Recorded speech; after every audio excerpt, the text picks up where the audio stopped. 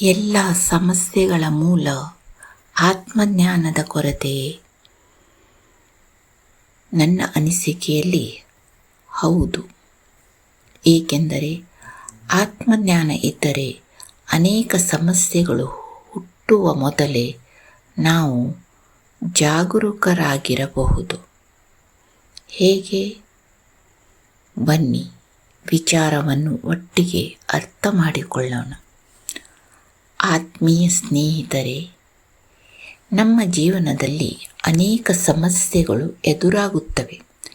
ಕೆಲವೊಮ್ಮೆ ಸಂಬಂಧಗಳಲ್ಲಿ, ಕೆಲವೊಮ್ಮೆ ಕೆಲಸದಲ್ಲಿ, ಕೆಲವೊಮ್ಮೆ ನಮ್ಮ ಮನಸ್ಸಿನೊಳಗೆ. ಆಗ ನಾವು ಕೇಳಿಕೊಳ್ಳುತ್ತೇವೆ, ನನ್ನ ಜೀವನದಲ್ಲಿ ಏಕೆ ಇಷ್ಟೊಂದು ಸಮಸ್ಯೆಗಳು? ಆದರೆ ಒಂದು ಕ್ಷಣ ನಿಂತು ನಮ್ಮನ್ನೇ ನಾವು ಕೇಳಿಕೊಳ್ಳೋಣ. ಸಮಸ್ಯೆ ನಿಜವಾಗಿಯೂ ಹೊರಗಿದೆಯೇ ಅಥವಾ ಅದನ್ನು ನೋಡುವ ದೃಷ್ಟಿಯಲ್ಲಿದೆಯೇ? ನನ್ನ ಅನಿಸಿಕೆಯಲ್ಲಿ ಆತ್ಮಜ್ಞಾನ ಎಂದರೆ ಪುಸ್ತಕಗಳಲ್ಲಿ ಓದಿದ ಮಾಹಿತಿ ಅಲ್ಲ. ಆತ್ಮಜ್ಞಾನ ಎಂದರೆ ನಮ್ಮ ಆಲೋಚನೆಗಳನ್ನು ಗಮನಿಸುವುದು, ನಮ್ಮ ಭಾವನೆಗಳನ್ನು ಅರ್ಥ ಮಾಡಿಕೊಳ್ಳುವುದು. ಕೋಪ ಬಂದಾಗ ಅದನ್ನು ಗುರುತಿಸುವುದು, ಅಹಂಕಾರದಲ್ಲಿ ಮಾತನಾಡುವಾಗ ಅದನ್ನು ಅರಿಯುವುದು ಮತ್ತು ಪ್ರತಿಯೊಂದು ನಿರ್ಧಾರವನ್ನು ಜಾಗೃತಿಯಿಂದ ತೆಗೆದುಕೊಳ್ಳುವುದು. ಆತ್ಮಜ್ಞಾನ ಇದ್ದರೆ ನಾವು ಮಾತನಾಡುವ ಮೊದಲು ಯೋಚಿಸುತ್ತೇವೆ, ಪ್ರತಿಕ್ರಿಯೆ ಕೊಡುವ ಮೊದಲು ಅರ್ಥ ಮಾಡಿಕೊಳ್ಳುತ್ತೇವೆ, ನಿರ್ಧಾರ ತೆಗೆದುಕೊಳ್ಳುವ ಮೊದಲು ಅದು ಸತ್ಯದ ಮೇಲೆ ನಿಂತಿದೆಯೇ ಅಥವಾ ಭಯದ ಮೇಲೆ ನಿಂತಿದೆಯೇ ಎಂದು ಪರಿಶೀಲಿಸುತ್ತೇವೆ. ಸತ್ಯವನ್ನು ಅರಿತು ತೆಗೆದುಕೊಳ್ಳುವ ನಿರ್ಧಾರ ಜೀವನಕ್ಕೆ ಶಾಂತಿಯನ್ನು ತರುತ್ತದೆ.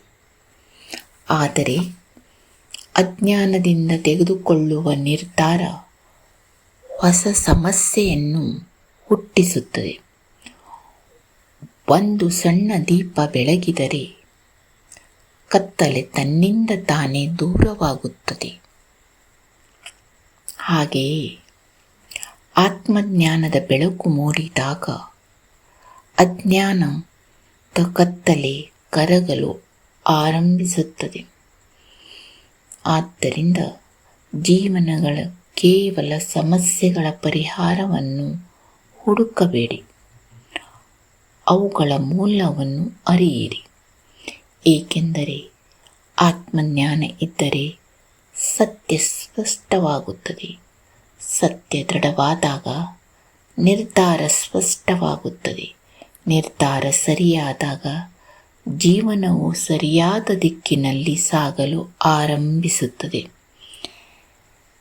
ನಿಮ್ಮ ಅನಿಸಿಕೆಯಲ್ಲಿ ಜೀವನವನ್ನು ಬದಲಾಯಿಸುವುದೇ ಸಮಸ್ಯೆಗಳ ಪರಿಹಾರವೇ ಅಥವಾ ಆತ್ಮಜ್ಞಾನವೇ? ನಿಮ್ಮ ಅಭಿಪ್ರಾಯವನ್ನು ಕಾಮೆಂಟ್ನಲ್ಲಿ ಹಂಚಿಕೊಳ್ಳಿ. ಮತ್ತೆ ಹೊಸ ಚಿಂತನೆಯೊಂದಿಗೆ ಮುಂದಿನ ವಿಡಿಯೋದಲ್ಲಿ ಭೇಟಿಯಾಗೋಣ. ನಮಸ್ತೆ.